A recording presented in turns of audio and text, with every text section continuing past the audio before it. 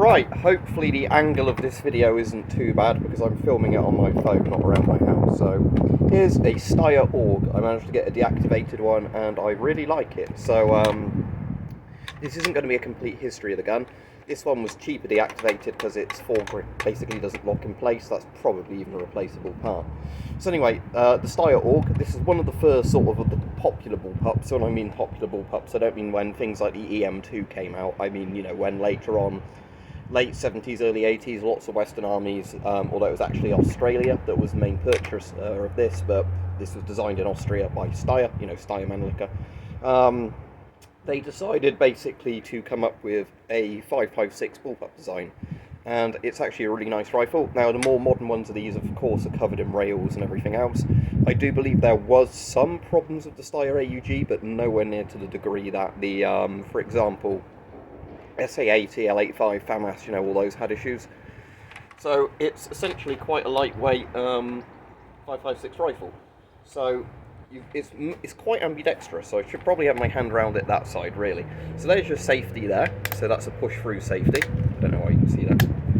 So, safe, push it through once. Obviously this is deactivated, so don't worry about me pulling the trigger. And you can see the mag's empty because translucent magazine. First position is semi-only. Fully over is fully automatic, I believe, as in it lets you pull it like that to, you know, fire off more shots. Whereas in the first position, you can squeeze it, but it doesn't go very far. So let's just keep it on that. So you've got I think it's about a 3x optical scope on this one, which is actually surprisingly good. So when you're cheek welding, you can get a side picture very easily with this. I'm just looking at the target in the background there, you can't see. But yes, very good at easy sight picture.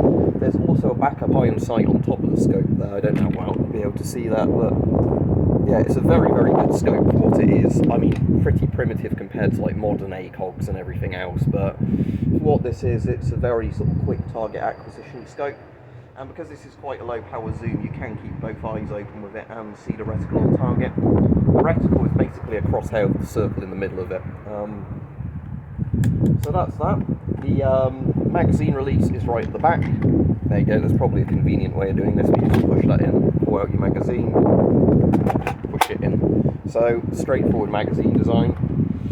That looks like, what, a 30 round magazine? I assume standard one. And then the charging handle is on the left side, so if you see that there, that's locked it open like that, but you can see the back of the receiver is actually open where the magazine.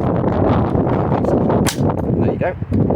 So that's that. So, yes, I can certainly see why this was a popular design that caught on, because it's very easy to cheek weld, it's very easy to get a good picture. It feels very comfortable, actually. Now, obviously, because this is an early sort of late 70s, early 80s sort of design, you can see the plastic hasn't aged well in places. You can see there, if it focuses, it does say Steyr on it there, Austria. Funny enough, it said much like Australia, most of the rest of these. So it's got a bayonet lug all the way back there. That looks like it might be an adjustable bayonet lug, actually. You can move forwards and back if you loosen that bit with this sort of threaded barrel. But just to show you the bayonet, even though this isn't the right bayonet for it, I thought I'd order one just to show you it because they were at a good price. Using the bayonet, you can actually on there. Is the thing? Oh, I'm being dumb, aren't I? Because it works like this, because it's. Yeah, so the bayonet for the SA80 does actually fit on there, as you can see. Fits on in the sense of with the flash suppressor, it fits on, but obviously doesn't lock on the lug. Again, if you move that lug forwards, maybe it'll work, but there is a specific bayonet for this. But as I said, I thought I'd get an SA80 bayonet as well, just for the sake of owning one. And it does actually slide onto the barrel, right? And sort of grip to an extent. Like, I don't think, yeah, that's going to come off you doing that, but it's not obviously the proper bayonet for the rifle. But yeah, that's not actually going to fly off, which is good. Not that I'd say in combat you want a bayonet that doesn't lock on in place, but, you know, that is at least sort of something. So anyway, that was just the SA80 bayonet.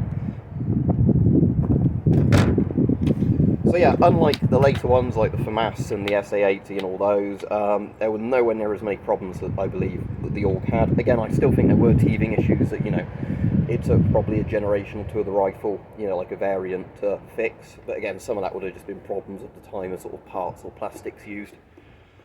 So yeah, overall it's a very cool futuristic gun. I can certainly see the appeal of it. As I said, normally that would lock, I think, up and down, so it would be like that most of the time, and then you could obviously grip the gun like that if you wanted to, or you can have it drop down, and then it would lock in place like that.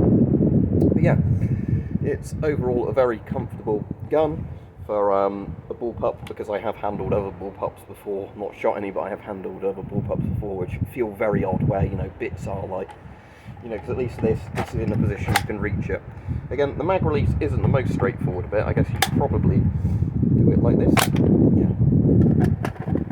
I need to blow my nose now because hay fever. But yeah, overall, it's a very, very nice gun. And yeah, you definitely get a bit of optical zoom on there, but it's only about 2 or 3 times. But yeah, you can probably keep that on target quite easily. So there you go. Steyr AUG deactivated, really cool space age looking rifle, and yeah, actually surprisingly good for what I can do.